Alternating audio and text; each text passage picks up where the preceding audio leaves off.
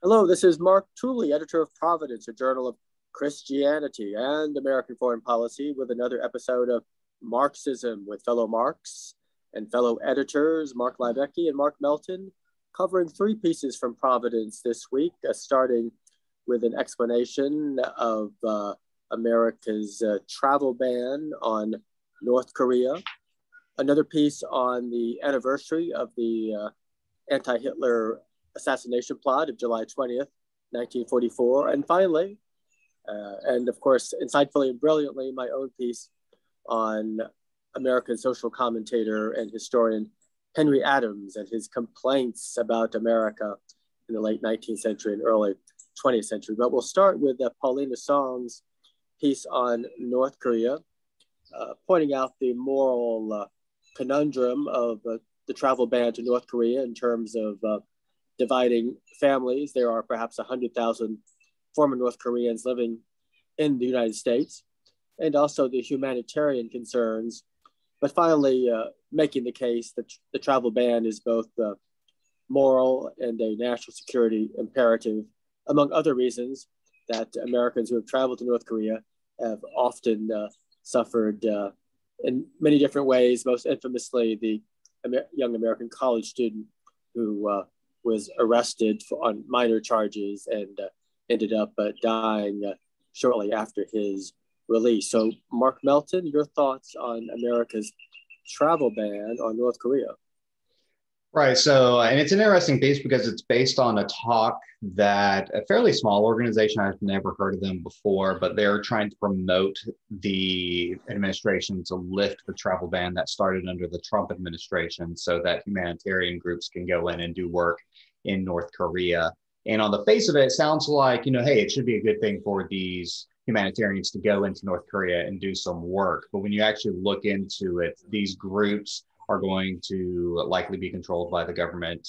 They're usually, bringing in cash, or they're bringing in hard currency. And the problem of North Korea is not the fact that these organizations are not allowed into the country. The problem is the regime in the country, and that our policy should be directed toward fixing those problems or trying to, punish the regime for doing this. And one case is that these North Koreans or people who had grown up in North Korea had to flee. Their families have been separated since the war, allowing them to kind of rejoin. An easy way for this to be resolved is that North Korea would let those people leave. But of course, they're not going to let them do that because that would threaten their own regime stability. And so that gets to the core problem of what is going on in North Korea, and will lifting the ban actually end up helping the regime?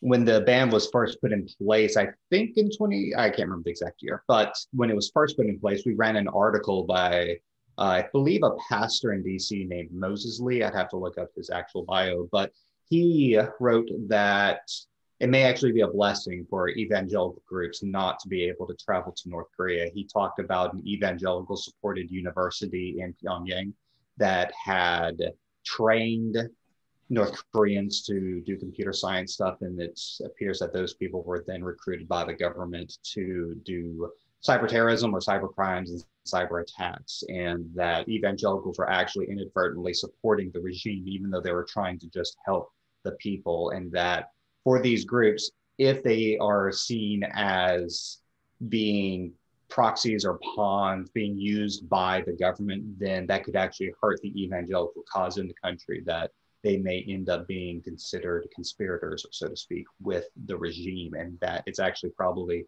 perhaps a blessing that evangelical groups haven't been able to go into the country. And I don't see a good reason for the ban to be lifted at this point. It's not like, say, China, like say we had a travel ban on like a country that had a very bad humanitarian crisis, but also was very large economically. Travel ban wouldn't have that much of an impact. But on places like Cuba and on North Korea, the economies are small enough and they're so reliant on hard currency going into the country that's being brought in by these people, that I think it does have a significant impact, not just for Americans traveling there, but for other groups that kind of realize like it's actually kind of dangerous to go to these countries. And I think like in the panel, they said like with the death of Otto, they kind of blamed him for his death. and said like, well, if he This is the hadn't, American college student right, the who American college died student. after his release. Yeah, so like they blamed him for it, and it's like, no, the problem, he's not to blame for allegedly hurting this poster, assuming we believe the photo, the video wasn't doctored somehow, or that's actually what happened. So the problem is that the North Korean regime mistreated him and should have released him immediately when there was a medical crisis. Instead, they held him for years. So I felt like this panel did a very bad job of actually analyzing who is at fault. They keep trying to blame the United States and Americans. It's the North Korean regime. Mark Levesque, the July 20th, 1944 anti-Hitler plot. Reinhold Niebuhr's magazine Christianity in Crisis ran a piece about that plot in 1946, written by a Jewish German refugee to America, who later became, interestingly, a journalist in America, writing for the Washington Post on architecture, but paying a sort of homage to those who had dared to plot against and attempt to assassinate Hitler at his outpost in East Prussia, came close to accomplishing their goals. At the time, America was dismissive of the plot, and it was often portrayed as just a group of Nazis against other Nazis. In fact, many of these plotters had profound moral reasons for overthrowing Hitler. Some of them were, in fact, devout Christians. But your thoughts? Mark Levesque. Can you hear all that? I'm going to wander. My neighbor is now, I don't know what my neighbor is doing, but it's something very loud. So here we are, a little tour of the Mark Levesque home instead. Yeah, good article, right? On the one hand, it's tricky. It's a little bit like the North Korean piece, where on the surface, it's easy to have one sort of instinctive belief about the right thing to do. But then when you add some background data or different arguments to it, it makes the situation more complex. On the surface, all for the assassination of Adolf Hitler. I wish it had worked. Bonhoeffer, a lot of people portray him as really wringing his hands and wondering whether or not he ought to participate in this. Gene Elstein always said that the hand-wringing was really overstated. Bonhoeffer thought it was pretty clear that he had an obligation to participate in any way he could in the overthrow of Adolf Hitler. Now, he did try to square that with his Christian beliefs, whether or not, an assassination is appropriate. He came down in a very Niebuhrian kind of way and said that it was an evil thing to do, but it was the lesser evil thing to do. It allowed the greatest amount of good. So I think, the argument for a Christian is pretty straightforward. When the regime is as despotic, totalitarian, and evil as the Hitler regime, then Thomas Aquinas would argue that you can go down a lower tier to a group of people that are generally responsible as a class or as being in positions of authority to overthrow that dictator. And I think an argument could be made that the circle of men and women that came together to overthrow Hitler or to assassinate him represented that strata of society. So I think a case for legitimate authority could be made, and they certainly had a just cause. Interestingly, though, I think that the second tier complexity, the article quoted Helmut von Moltke, who in a letter to his wife had pointed out that there was no evidence against them, but that they were going to die, and that he believed his Christian conscience was clean on this. Historically, it's interesting because von Moltke, while he hosted the collaborators such as Bonhoeffer in his home, he had decided in the end that he would not sanction or participate in the assassination attempt against the Fuhrer. And his reasons weren't because he didn't think it should be done. His reasons weren't that he didn't think Christians should do it, but he took a deeper view, and he thought that by killing Hitler, the German people were going to be let off to was a full recognition of the consequences of what Hitlerism had done to Nazi Germany, and about the general German people's participation, or at least acquiescence, in Hitlerism. And so he felt that Germany actually needed to be punished more significantly, and to not be able to just scapegoat Hitler and say, oh, all of this Nazism and Hitlerism was the Fuhrer. So he backed out. and he said he'd rather it not be done because he wanted Germany to have to continue in the war, to lose the war, and to really come to an account of what they had allowed Hitlerism to do. So great article. The history of it with von Moltke is interesting, and I think he presents a very different sort of view. I think arguably his view, one could look at, and we've written on this before about Versailles, letting the German people believe that they never really lost the war. There was a stab in the back. He felt Germany should have a decisive defeat to really come into an account of what they had allowed. So different history. The article didn't provide any bio on the writer, but apparently he was Jewish. So it's interesting. Christianity Crisis was interfaith in that perspective, but it was a fascinating piece. And I understand the writer went on to be an advisor to the new West German government. So he attempted to help his former country, but remained an American. Finally, speaking of America, I wrote a piece on Henry Adams, the grandson and great-grandson of presidents from a storied New England family, a great historian and social commentator, late 19th century, early 20th century, who was also part of the longstanding tradition of complaining about America and assuming America's best days were behind it, that America had become materialistic, that America had lost its spirituality. And so Henry Adams became a cynic, even though he lived lavishly and sumptuously and was among the country's elites, living at Lafayette Square, right across from the White House, dining with presidents, and was quite the charming raconteur. Had lost, if he ever had, religious faith. His family had been Unitarian. He lamented the decline of religion in America as he perceived it, and waxed nostalgic about medieval Christianity, and was quite smitten with East European spirituality, especially Russian Orthodoxy. When he traveled there, the way faith was so still in the early 20th century, so integrated with the contemporary culture. But he never really made peace with his lack of spirituality. But here again, he was a prototype of the ungrateful, bitter American. As Mark Melton points out, there should be a book written about great Americans who complain about America and who assume that America's best is behind it.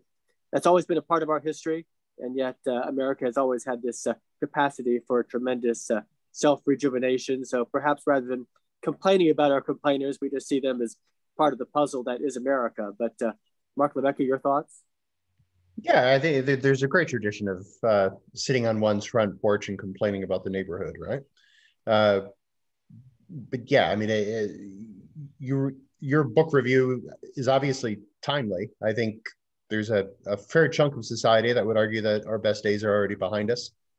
But as we argued last week, I think all that should do is to goad us into grabbing the arc of history and bending it toward those things that are true, beautiful, and good. So it's a cause for action, not lament and passivity.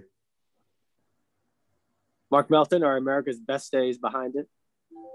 I doubt that. Yeah, and I think like the idea of a book, I think the problem with writing a book on this would be trying to narrow the scope of which people are you going to talk about. I think there's different eras and different, and I think there obviously are major problems with America, and you look at through American history of like, Reconstruct or the end of Reconstruction, the Civil War. I mean, there's just tons and tons of problems. And I think that one reason why we have so many complaints about America is that we are an incredibly large, diverse country with very disparate ideas of which direction should America be going in. And especially by the regions, like if you're in one part of the country and you're seeing another part of the country going into a completely different direction of what you want, then both sides will be complaining about each other. And this has been going on since before around the time of the revolution and onward. I was reading like complaints in the 1820s, 1750s. And so this is a very common trend. But if America, I think in the Federalist Papers, it talks about like the United States needs to be united to prevent foreign governments from, forcing us to do things we don't want to do. And so I think the strategic and economic logic of keeping America together is very strong, and that will continue. The biggest threat to America, I think, would be if that economic rationale collapses. I like what you said there, Melton. I think, the idea that America is so diverse that we could take for granted that if I think America's best days are behind us, then probably one of my neighbors thinks its best days are ahead, right? So it's exactly that. But give us a common enemy, and historically, at least, we've always pulled together post 1865. Yeah, war is a uniting force, which is a blessing and curse. Like, I don't want war to make us want to all be united. I just want us to be able to be good neighbors and to care for each other in a way that we're all tribalists. It just depends on the size of the tribe. Right. So. Mark Melton, as a son in Mississippi, you point out that given Mississippi's post-Reconstruction past, nostalgia does not appeal to you on any level.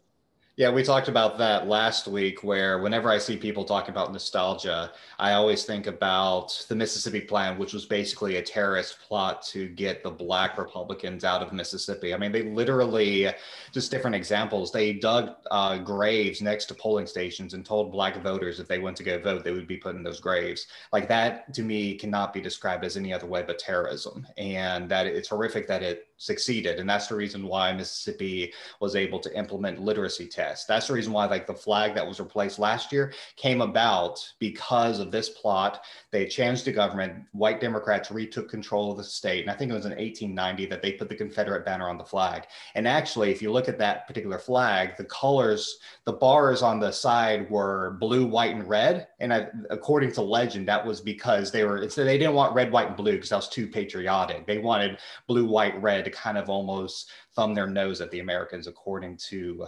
legend. Thankfully, that flag is gone, and I can actually put a flag in my front yard that doesn't have a symbol of traitors and terrorists on it. Tell us what you really... The good old days, so to speak.